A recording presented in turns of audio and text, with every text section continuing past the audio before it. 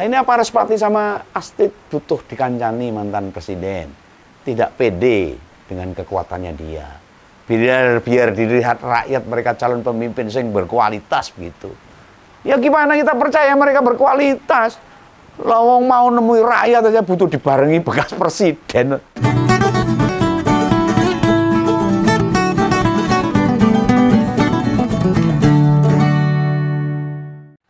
Saya itu benar-benar bingung nih sama mantan presiden kita itu Pak Jokowi itu. Kok masih saja ini terlihat masih pengen diaku-aku sama masyarakat. Belum bisa selesai dengan dirinya sendiri itu. Dan diakui sebagai apa coba?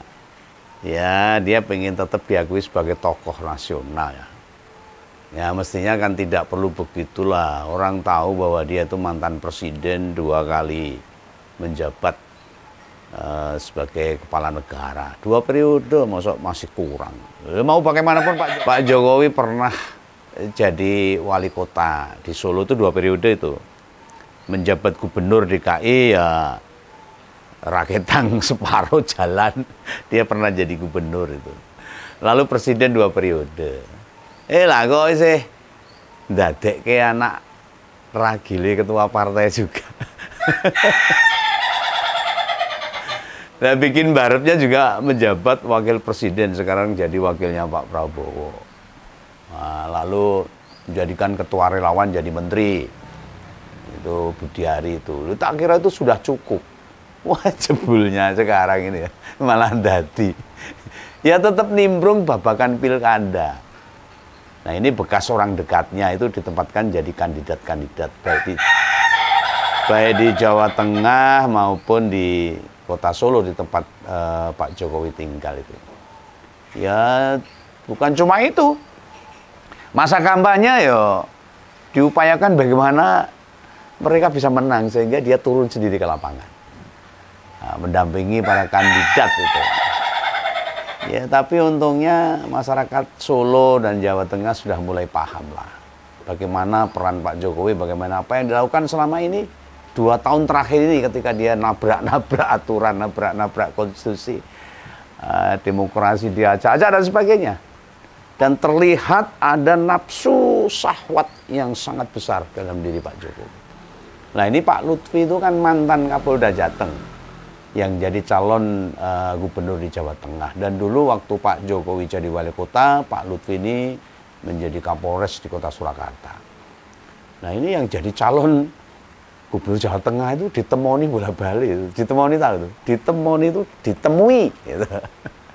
Lah Pak RK, Ridwan Kamil yang bantu anaknya di Pilpres itu sebagai calon gubernur di DKI.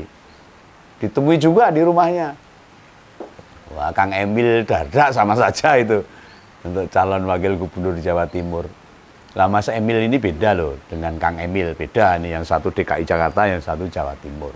Lah nek kemarin orang dekat anaknya yakni Mas Respati dan Mbak Astrid itu loh yang jadi calon wali kota dan wakil wali kota Surakarta, melu aktivitasnya Pak Jokowi. Mereka bertiga datang ke pasar Notoharjo itu, kalau di Solo itu namanya pasar Kelitian, itu barang-barang bekas di sana dijual. Yang orang Solo menyebutnya begitu. Lo ingat lo ini. Pak Jokowi itu mantan presiden. Lo sampai segitunya lo buat memenangkan Respati sama Astrid itu. Direwangi turun belusuan. Apa ora isin, apa ora kesel, apa tidak merasa bahwa dia itu mantan presiden yang harusnya dihormati oleh seluruh rakyat Indonesia. Dan di Solo pun sekarang sudah pada nggak respect sama Pak Jokowi karena begitu nafsunya untuk memenangkan orang-orang dekatnya. Ya mungkin anaknya wis gak bisa backup banyak mungkin. Tapi kemarin Kaisang juga hadir untuk mendampingi Astrid sama Respati. Nah ini Gibran, anaknya Mbak Arep sudah ngurusi kerjaan wakil presiden. Ya, mungkin sudah uyak-uyakan sama Pak Prabowo.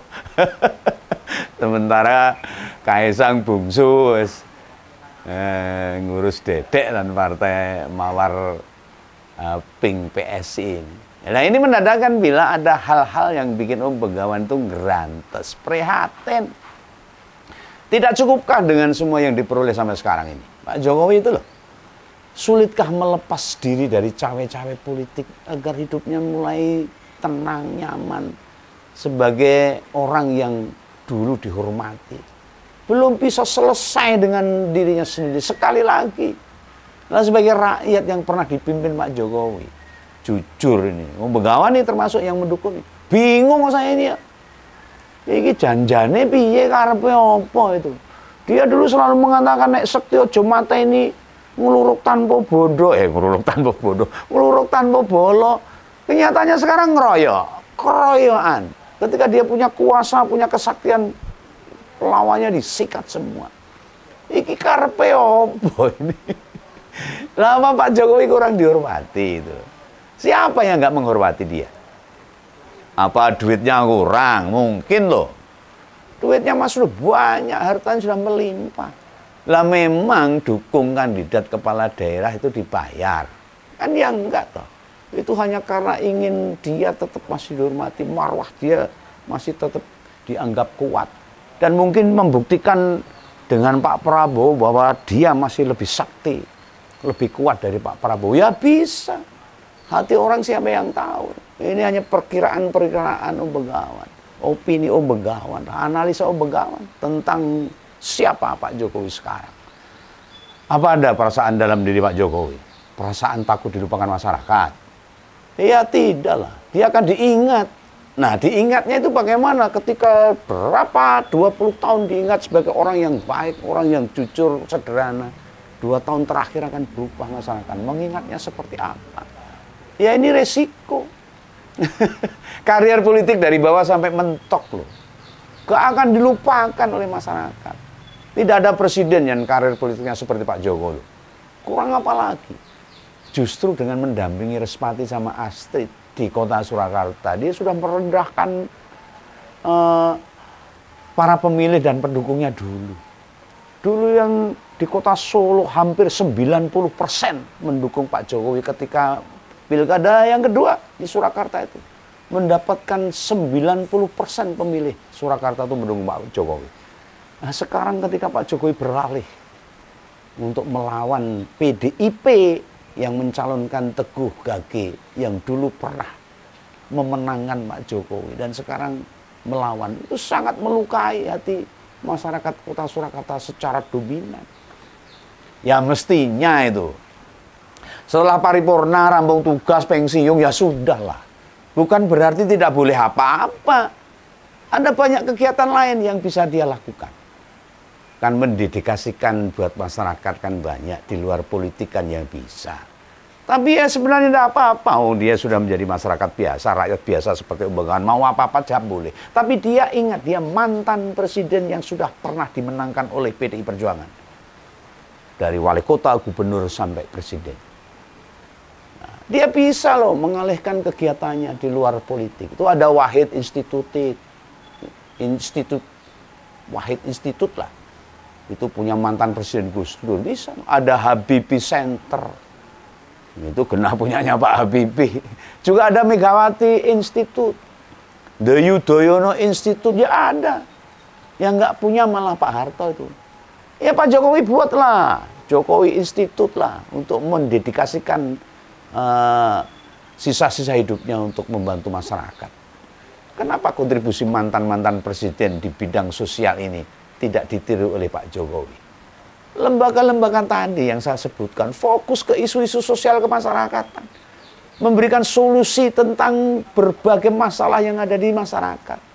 Ini sebagai bukti para mantan presiden masih menjaga kepedulian pada rakyat, tidak pernah menggugah membesarkan nafsu sawahnya dia untuk kepentingannya dia.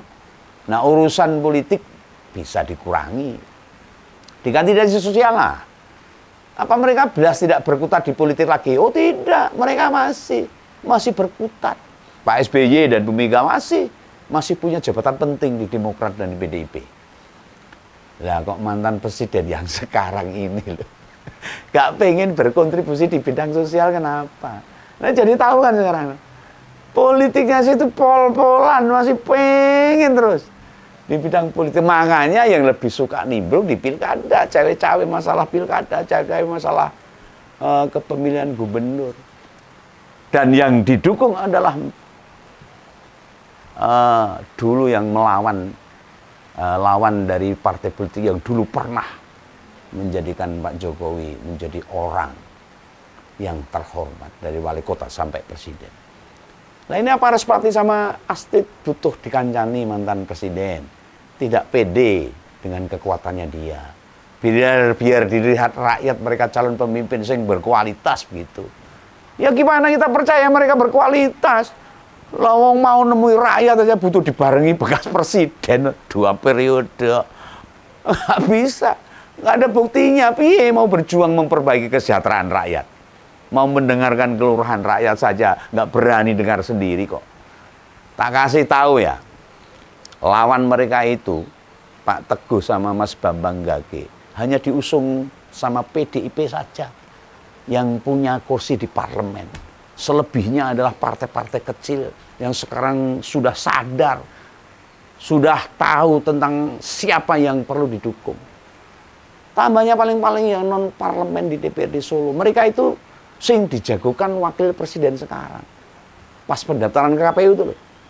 Budalnya dari Mangkunegaran. Itu Astrid sama Respati itu. Mangkunegaran itu ya keliru itu. Iya tuh.